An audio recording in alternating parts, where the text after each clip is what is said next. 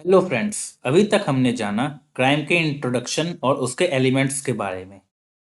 आज जानने की कोशिश करते हैं इंडियन पिनल कोड 1860 के सेक्शंस 299 और 300 के बारे में, जो है कल्पेबल होमिसाइड और मर्डर के ऊपर। तो सबसे पहले जानते हैं डिफरेंस होमिसाइड, कल्पेबल होमिसाइड और मर्डर के बीच में। तो जो होमिसाइड है वो दो शब्दों से मिलकर बना हुआ है, होमो और साइड, जिसका मतलब होता है किसी ह्यूमन बीइंग की जान लेना। कुछ जो होमिसाइड होते हैं वो पनिशेबल नहीं होते हैं, क्योंकि उनमें एक मेन इंग्रेडिएंट गिल्टी माइंड यानी कि मेंस रिया अवेलेबल नहीं होता है, और वहाँ ये maxim acts non face it रियम निसी mains रिया अप्लाई हो जाते हैं, जिसका मतलब एक एक्ट ही केवल मैन को गिल्टी नहीं बनाता। इसका एक एग्जाम्पल है सेल्फ डिफेंस। कल्पेबल होमिसाइड में होमिसाइड करा जाता है गिल्टी इंटेंशन या नॉलेज से, और उस इंटेंशन या नॉलेज की डिग्री हायर होती है। वहीं मर्डर में गिल्टी इंटेंशन या नॉलेज से करा जाता है और डिग्री उस इंटेंशन या नॉलेज की हाईएस्ट होती है। तो कल्पेबल होमिसाइड और मर्डर इंटेंशन या नॉलेज की डिग्री पे डिपेंड करता है। जब होमिसाइड गिल्टी माइंड से करे तो या तो वो कल्पेबल होमिसाइड या मर्डर होते हैं। तो ये कहा जा सकता है कि हर होमिसाइड कल्पेबल होमिसाइड या मर्डर नहीं होते, but her culpable homicide homicide होते हैं। वहीं कोई मर्डर करने के लिए प्रिपरेशन करना पनिशेबल ऑफेंस नहीं होता है। कल्पेबल होमिसाइड आईपीसी के सेक्शन 299 और मर्डर सेक्शन 300 में एक्सप्लेन करा गया है। जब तक उस पर्सन की डेथ ना हो वो होमिसाइड, कल्पेबल होमिसाइड या मर्डर नहीं हो सकता। ये तीनों हम एक वेन डायग्राम की हेल्प से समझ सकते हैं। एक होमिसाइड जो कि सबसे बड़ा सर्कल है, उसका सब पार्ट होता है कल्पेबल होमिसाइड और उसका भी सब पार्ट होता है मर्डर। अब जानते हैं कल्पेबल होमिसाइड के बारे में। तो ये आईपीसी के सेक्शन 299 में समझाया गया है। अगर कोई किसी को जान से मारता है किसी एक्ट से, वो भी डेथ कॉज करने की या फिर कोई ऐसी बॉडीली इंजरी कॉज करने का इंटेंशन से जिससे उसकी मृत्यु हो सकती है, या किसी नॉलेज से कि शायद इस एक्ट से उसकी डेथ हो सके, तो वो कल्पेबल होमिसाइड का अपराध करता है। उदाहरण के लिए मान लीजिए ए जानता है कि जेड झाड़ियों के पीछे है, लेकिन बी को ये नहीं पता, और ए जानते हुए भी कि इस एक्ट से जेड की मृत्यु हो सकती है, वो बी को कहता है कि झाड़ियों में फायर करने के लिए। बी गोली चलाता है और जेड मर जाता है। यहाँ बी किसी ऑफेंस का गिल्टी नहीं है, क्योंकि उसका कोई इंटेंशन नहीं था जेड को मारने का, लेकिन ए ने कल्पेबल होमिसाइड का ऑफेंस करा है। सेक्शन 299 के दो पार्ट्स हैं। पहला एक्टस रियस, जो कि प्रेजेंट है इस लाइन में, whoever causes death by doing an act। यहाँ कॉज इफेक्ट रिलेशनशिप प्रेजेंट है। कॉज इफेक्ट रिलेशनशिप मतलब ये डेथ हुई है एक्यूज के एक्ट के कारण। और दूसरा पार्ट है मेंस रिया यानी गिल्टी माइंड। ये सेक्शन में पहला इंटेंशन टू कॉज डेथ, या दूसरा intention to cause bodily injury, या तीसरा नॉलेज से पता करा जा सकता है। अगर इन दोनों पार्ट्स में से कोई एक भी पार्ट मिसिंग है तो सेक्शन 299 एप्लीकेबल नहीं होगा।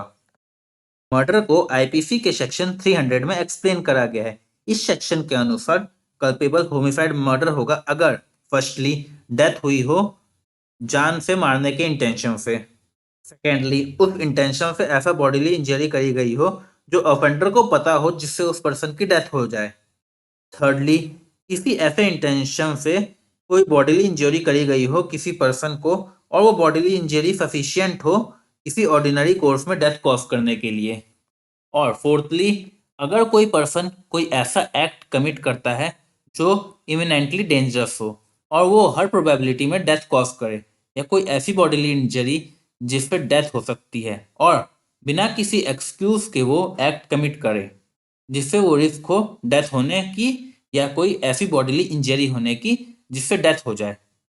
चलिए कुछ इलिस्ट्रेशन देखते हैं मर्डर के। तो पहला इलिस्ट्रेशन है, मान लीजिए ए ने जेड को शूट किया उसको जान लेने के इंटेंशन से, और जेड की डेथ हो गई उसके कारण, तो ए ने मर्डर कमिट करा है। दूसरे इलिस्ट्रेशन में मान लीजिए ए जानता है कि जेड किसी डिजीज से पीड़ित है, और एक ब्लो से ही उसकी डेथ हो सकती है। फिर भी ए उसको स्ट्राइक करता है और वो बॉडीली इंजरी करता है और उस ब्लो के कारण जेड की मृत्यु हो जाती है। तीसरे इलिस्ट्रेशन में ए जान के जेड को ऐसे कट देता है जो ऑर्डिनरी कॉज में डेथ कॉज कर दे और जेड की उस कट की वजह से डेथ हो जाए, तो ए मर्डर का गिल्टी होगा। चौथे और आखिरी इलिस्ट्रेशन में ए बिना किसी एक्सक्यूज के फायर कर देता है एक कैनन, वो भी क्राउड में, और उस एक पर्सन की डेथ हो जाती है। ए मर्डर का गिल्टी माना जाता है, हालांकि उसने किसी पर्टिकुलर पर्सन को मारने के लिए नहीं करा था ये एक्ट। अब जानते हैं कल्पेबल होमिसाइड कब मर्डर नहीं होता है, यानी कल्पेबल होमिसाइड के एक्सेप्शंस के बारे में। पहला एक्सेप्शन, अगर कोई सडन प्रोवोकेशन हो जिससे ऑफेंडर अपने सेल्फ कंट्रोल खो दे और उस प्रोवोकेशन के कारण जो प्रोवोक करता है उसकी डेथ हो जाए या किसी और पर्सन की डेथ हो जाए जो मिस्टेक या एक्सीडेंट से हो। इस एक्सेप्शन के तीन प्रोविजन हैं। पहला, जानबूझ के ऑफेंडर द्वारा प्रोवोक करा गया हो ताकि उसको एक बहाना मिल जाए किसी पर्सन को मारने या हार्म करने के लिए। दूसरा, ये प्रोवोकेशन किसी कानून के या पब्लिक सर्वेंट के आज्ञा का पालन करने के लिए ना दिया गया हो, उस पब्लिक सर्वेंट के लॉफुल पावर के एक्सरसाइज के लिए। तीसरा, ये प्रोवोकेशन किसी प्राइवेट डिफेंस के अधिकार का प्रयोग करने के लिए ना दिया गया हो। एक्सप्लेनेशन में ये फैक्ट क्वेश्चन में है कि क्या वो प्रोवोकेशन ग्रेव और सडन था, इतना कि वो अपराध हत्या की कैटेगरी में ना आए। कुछ एक आधा इलिस्ट्रेशन देखते हैं इस एक्सेप्शंस के ऊपर। पहला इलिस्ट्रेशन, ए जेड को प्रोवोकेशन पे वाई जो कि जेड का बच्चा है उसको इंटेंशनली मार देता है।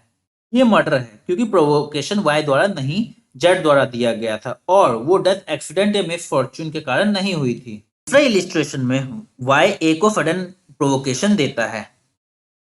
ए वाई को गोली मारने की कोशिश करता है लेकिन उस बीच गलती से वो जेड को गोली मार देता है और जेड की मृत्यु हो जाती है क्योंकि जेड उसके पास खड़ा होता है और वो बिना देखे गोली चला देता है। ए ने मर्डर कमिट नहीं करा होता है, वो कल्पेबल होमिसाइड होता है। दूसरा एक्सेप्शन है प्राइवेट डिफेंस में, अगर किसी की जान ले ली जाए और बिना किसी इंटेंशन के अधिक हार्म करने के लिए जितना नेसेसरी है बस उसके अलावा।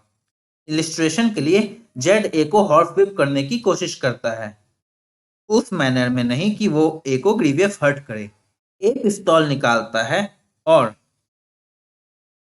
जेड को शूट कर देता है गुड फेथ में कि ताकि वो खुद को हर्ट होने से, हॉर्स व्हिप्ड होने से खुद को बचा सके। ए ने मर्डर नहीं कल्पेबल होमिसाइड करा होता है। तीसरा एक्सेप्शन, अगर कोई पब्लिक जस्टिस को पूरा करने के लिए कोई पब्लिक सर्वेंट या फिर उस पब्लिक सर्वेंट का कोई साथ देने में किसी की डेथ कर दे और उस ड्यूटी को डिस्चार्ज करने के लिए बिना किसी गलत इच्छा रखे हुए उस पर्सन के खिलाफ जिसकी डेथ करी हो, तो ये मर्डर नहीं होगा। चौथा एक्सेप्शन, कल्पेबल होमिसाइड तब मर्डर नहीं होता है अगर किसी की डेथ बिना प्रीमेडिएशन के हो जाए सडन क्वेरल पे, जहां ऑफेंडर कोई अनड्यू एडवांटेज या फिर कोई क्रूअल या अनयूजुअल मैनर में एक्ट नहीं करता है।